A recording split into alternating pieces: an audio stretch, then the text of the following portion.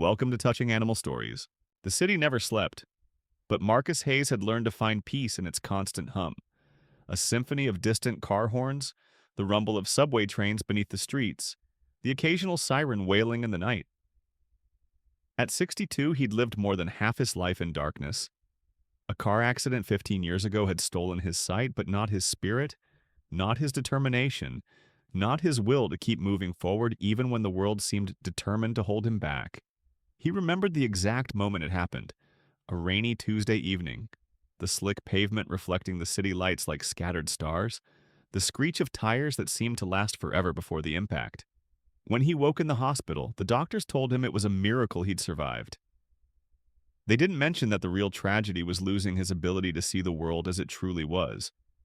The vibrant colors of autumn leaves, the subtle expressions on people's faces, the twinkle in his daughter's eyes when she smiled. What had nearly broken him was losing Emily, his only daughter, 5 years ago. The police called it a runaway case, but Marcus knew better. Emily would never have left without telling him. She was his anchor in the storm, his connection to the visual world he could no longer experience. After the accident, when despair threatened to swallow him whole, it was Emily who had patiently described sunrises to him, who had read to him for hours, who had been his eyes in a world that suddenly felt too large and too dark. She was 23 when she disappeared, a bright journalism student with dreams of uncovering truth in a world full of shadows. She'd been working on a story about corruption in City Hall, her voice filled with excitement when she called him the night before she vanished. "Dad, this is it," she'd said, her words bubbling with the kind of enthusiasm only youth and purpose can create. "This is the biggest story of my life." But she'd been careful too. She knew the risks, had told him multiple times that powerful people would do anything to keep their secrets buried. It started with Echo, Marcus's guide dog, a gentle golden retriever with fur the color of autumn leaves, had always been reliable, steady, and calm. The perfect companion for a man navigating the world without sight.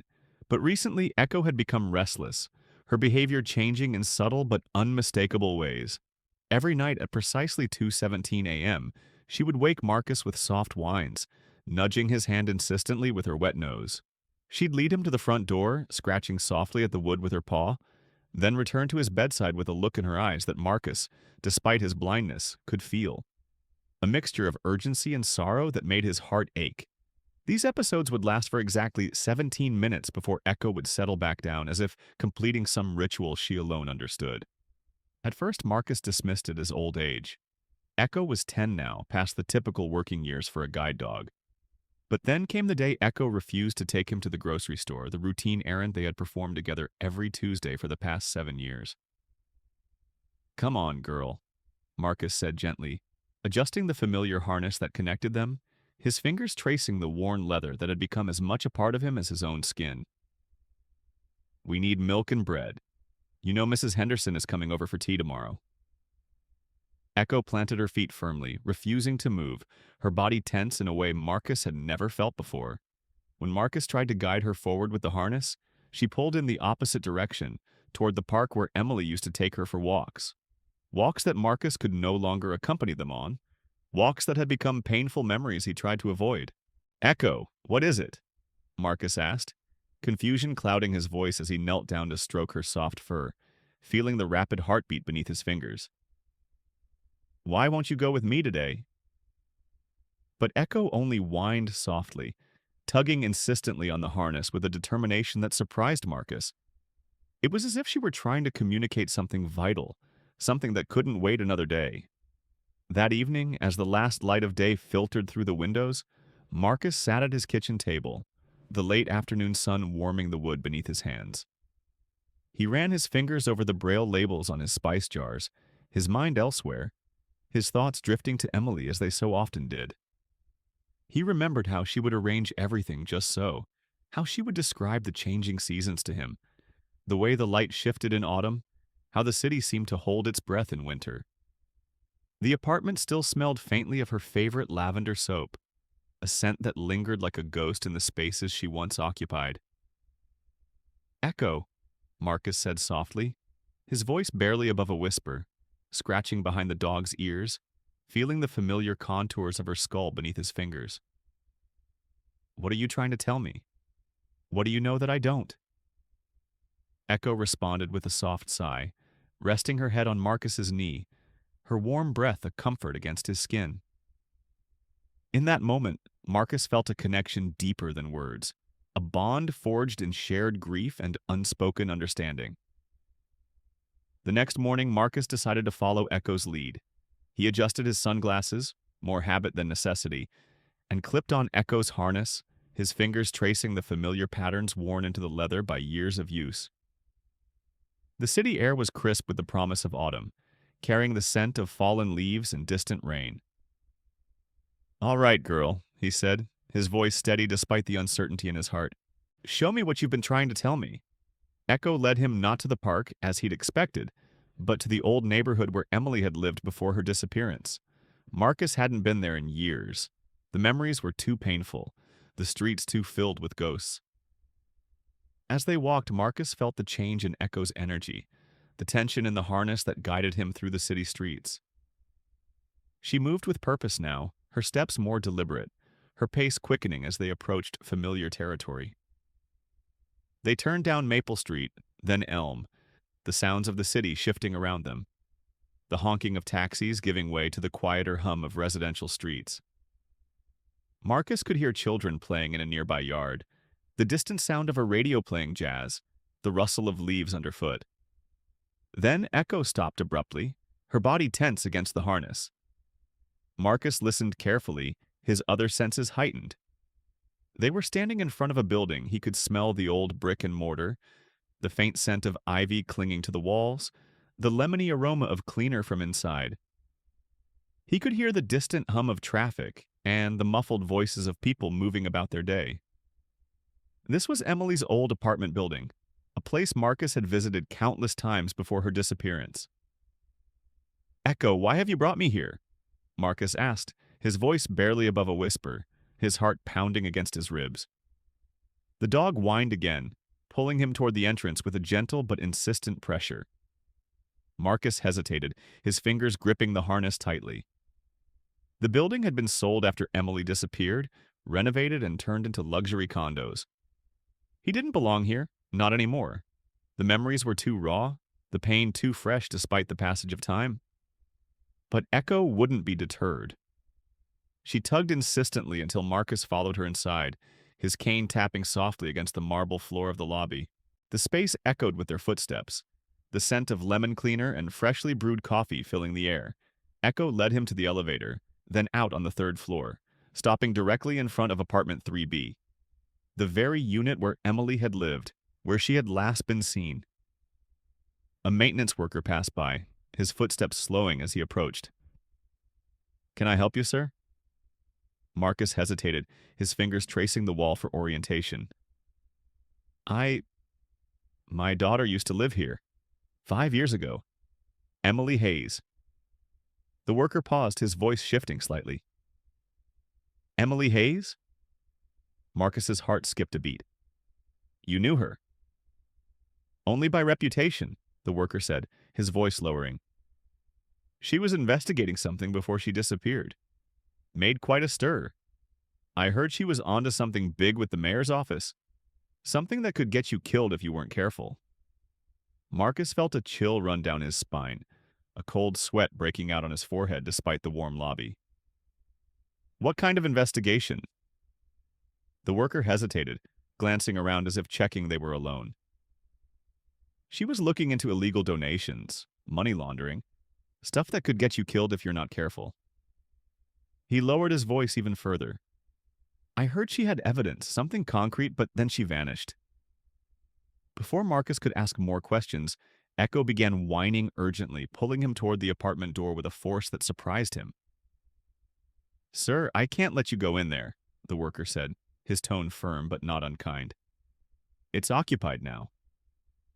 "Please," Marcus said, his voice breaking, the weight of 5 years of grief pressing down on him. "Just for a moment. I need to feel close to her again." The worker hesitated, then sighed. 5 minutes. I'll wait outside." Inside, the apartment was unrecognizable. The layout different, the smells foreign, but Marcus could still feel Emily's presence. He ran his hands over the walls, remembering where she'd hung her favorite paintings, where she'd sat at her desk writing late into the night. The hardwood floors felt different beneath his feet, the windows positioned in unfamiliar places, but the essence of the space remained. Echo led him to a corner of the living room, then began scratching at the baseboard with a quiet urgency that made Marcus's pulse quicken. He knelt down, running his fingers along the wall, feeling for any irregularities. There, a slight gap in the molding, almost imperceptible to untrained fingers. With careful, deliberate movements, he pried it loose, revealing a small cavity behind the wall. Inside was a USB drive, cool to the touch, its surface smooth beneath his fingers. That night, Marcus sat at his kitchen table, the USB drive in his hand, his heart pounding like a drum against his ribs. The city lights outside his window cast soft patterns on the walls, patterns he could no longer see but could imagine, shadows dancing like silent witnesses to the moment that might change everything. He had borrowed a computer with voice recognition software from a friend at the Veterans Center, his hands trembling as he connected the device. As the software began to read the contents aloud, Marcus's breath caught in his throat. The first file was a video dated 3 days before Emily disappeared. "Hi, Dad?" Emily's voice filled the room, warm and familiar, carrying the cadence and inflections he knew so well. "If you're watching this, something's happened to me. I didn't want to worry you, but I've been investigating illegal campaign contributions tied to Mayor Richardson. I've found evidence that he's been laundering money through shell companies, taking donations from known criminals." Marcus's hands clenched into fists, his knuckles white with tension. He could hear the determination in her voice, the same determination that had always reminded him so much of her mother. "I've copied all my files to this drive and hidden it in our old spot. The loose baseboard in the living room, where we used to hide your birthday presents. If I don't come back, please take this to the FBI. Don't go to the local police. I think some of them are involved." Her voice cracked slightly. "I love you, Dad. I'm so sorry I couldn't tell you more." The video ended with Emily blowing him a kiss, a sound he could almost hear through the speakers. Marcus sat in silence, tears streaming down his face, his body racked with silent sobs. His daughter had been murdered for doing her job, and the police had covered it up. All this time, he had blamed himself for not protecting her, for not seeing the danger, but the truth was far more sinister. Echo rested her head on his knee, her warm breath a comfort against his skin, her presence a silent reminder that he wasn't alone. "I'm so sorry, Emily," Marcus whispered, his voice breaking. "I should have known. I should have done more." Echo whined softly, pressing closer to him, her body a warm weight against his leg, a living connection to his daughter that refused to let him drown in grief.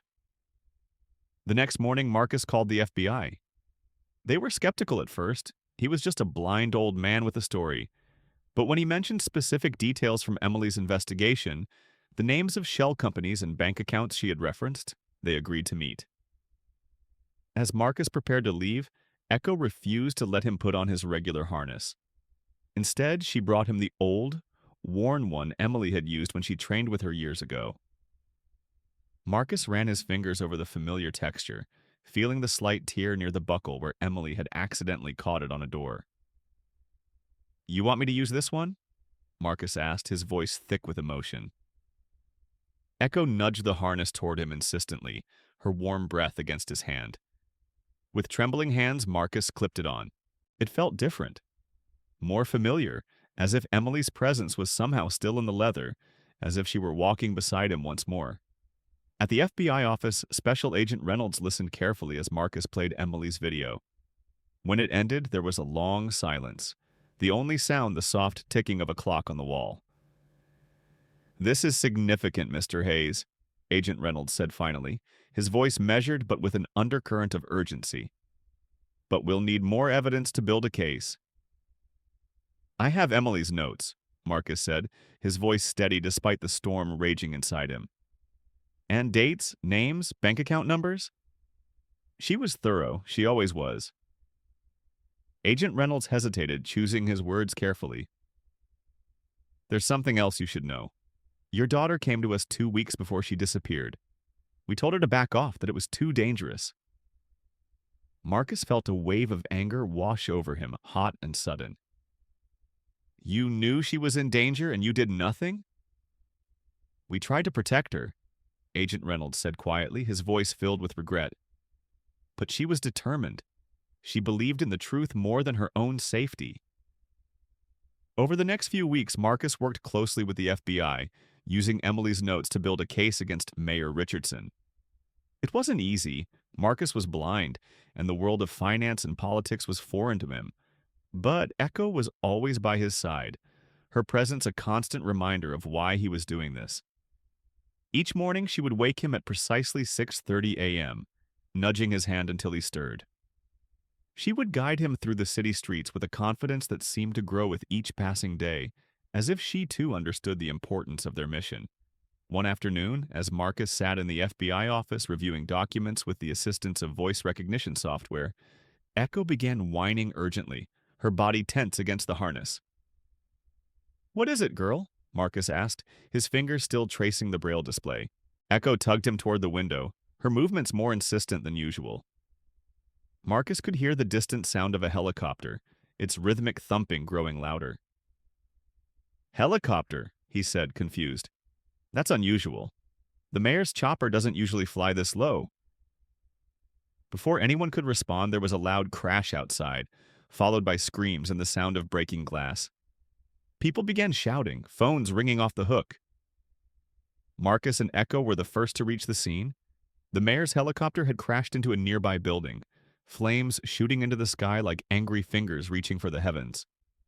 The heat was intense even from a distance, the acrid smell of burning metal and fuel filling the air.